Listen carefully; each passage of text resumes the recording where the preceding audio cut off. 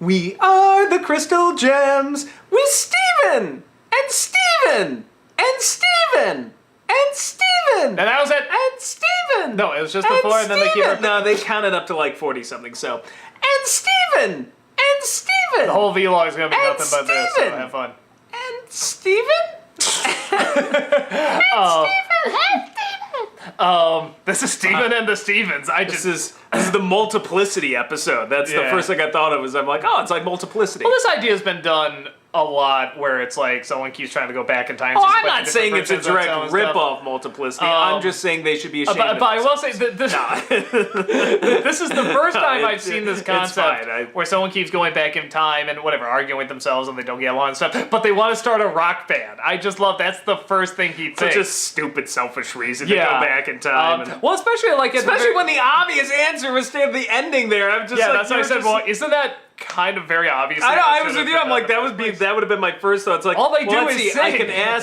can ask the three women around me who have impeccable singing voices and superpowers, or I could travel back in time again and again to grab multiple versions of myself to create this band from scratch. Come on, Steve. What are you doing?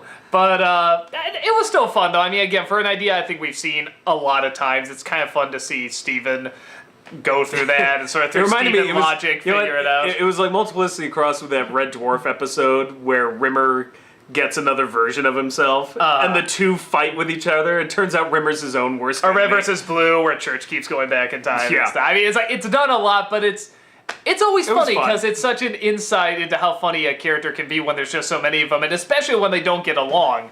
And what a great metaphor for neurosis. Yeah. You're killing independent Steven. A Steven divided against himself cannot stand. Even though timeline-wise, I just don't think any of this would make sense at all. But Well, if it's multiple universe theory, it could totally make sense. I just You're never, you're I never assuming bought that multiple. Time is linear. I just never ever bought the multiple universe. Then how did you get through BioShock Infinite?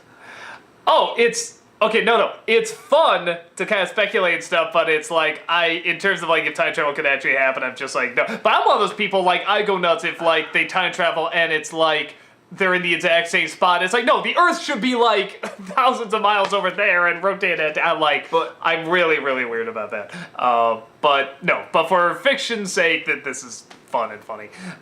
You were, wow. It just always drives me nuts because I think time travel is so cool that if it's gonna really be talked about, let's talk about we could really kind of do it, but it almost never is. But I know it's like it can't be done. It's sci-fi and everything, but I'm like, but what if it was? I think Steven Universe isn't the only metaphor for neurosis. I around here. know. It's a stupid thing to obsess over, but no, it's still a fun episode. I think. There is no worst enemy than yourself. That's a great moral. Yes, the self-hate in this is quite apparent. You know, this is a weird thing to comment on, but in the opening, after they get back from their little quests and stuff, and he's gonna head out to Beach of Palooza, he just opens the door, there's a little crab there. It just says, "After you, sir," and the crab leaves. You could have cut that. There is no reason to animate that, but it's just a nice little touch that just adds to the likability Doug of the speaks for character. the crabs everywhere. Yeah, well, I speak for you. Ha! And a blue crab. See? Wow. But no, just those little touches I think really do add a lot. Wow. And yeah, it's like I said, I guess kind of, it's semi-predictable in what's going to happen, but in terms of starting the band, I'm just like, fair enough, I've never seen that before. I've just never seen all of them come together and like do a great big band, so I like that angle. That hurt. The blue crab? Mm-hmm. Well, stop being a dick. Which, case in point, Lars is back with the kind of... Oh, I knew you were going to do that! Like, I don't like it. Nothing has changed! Fucking nothing! It's like, we thought we'd have to wait episodes to talk about this again, but nope, nothing! You know what? Maybe on a very special episode of Steven Universe, there will be a domestic violence call Maybe! to the Lars Sadie household. No, you know what would be amazing? To the If she donut was shop. beating him up. Oh, that'd be not right. Turned everything Then out. she's arrested. Yeah. Then I'd just be like, holy shit, what is going on? I am so with wherever this is going now because I can't predict it at all. Okay, I must admit, some disappointment. Yes.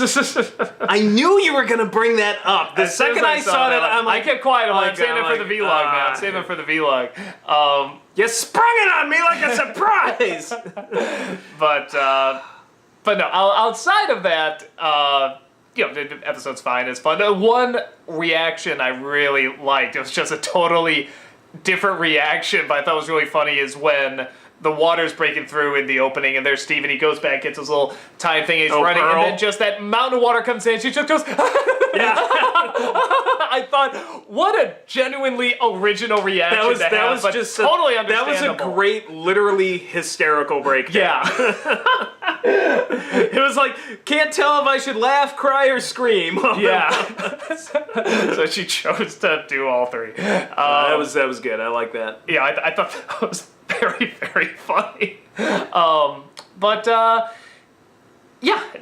It's still a lot of fun. I always said I liked Garrett the most, but Amethyst, I gotta admit, just for the pure going with anything and not caring and just causing chaos, like, she's growing on me more and more. I just, like, when she's there as the drummer, she just didn't care. It's like, who'd you get as the drummer? It's like, Amethyst is like, yeah, I'm down for anything, and it's like, that is kind of cool. It's like, she won't be like, hey, you're using that time thing, you can't stop it or anything. It's just like, whatever. That's the thing. Not only does she not care about the fact that there's now 30 Stevens floating around trying to create a band or whatever, I think she would have encouraged playing with time. I think she would have been like, yeah, you know what? Good, do it. See how many other Stevens we can bring back. It'll be fun. We'll party. Yeah, I mean, I never disliked her or anything. I liked her fine, but it's like, I'm liking her more and more as, like, No just love for Pearl?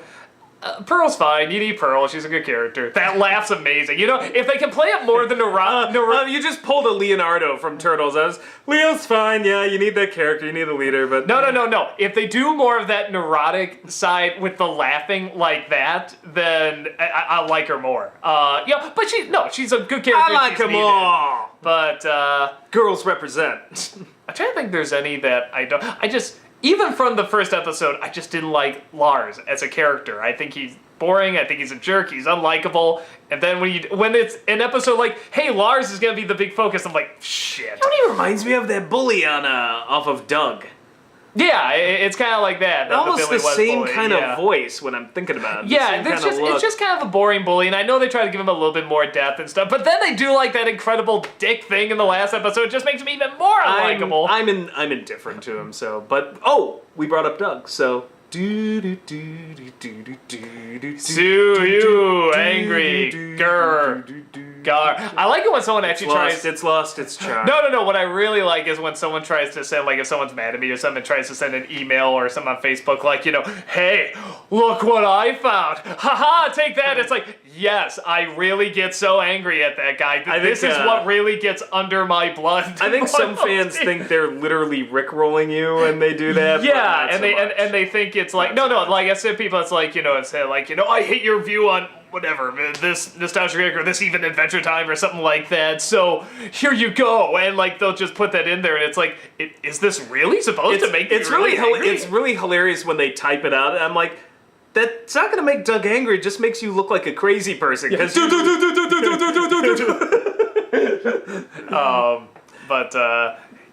It would have been much more. It would have been much more impressive if they posted the sheet music. That at least I would give points for creativity. I do an outburst just for Someone's gonna do it now. They're gonna try. Yeah, no, they're probably on my Facebook. Somebody's gonna post it. But and then there'll be like 80 of them. And it's like, shit, I gotta do like outrage on all these or something. Do something funny, Doug. Funny. Dance, puppet, dance.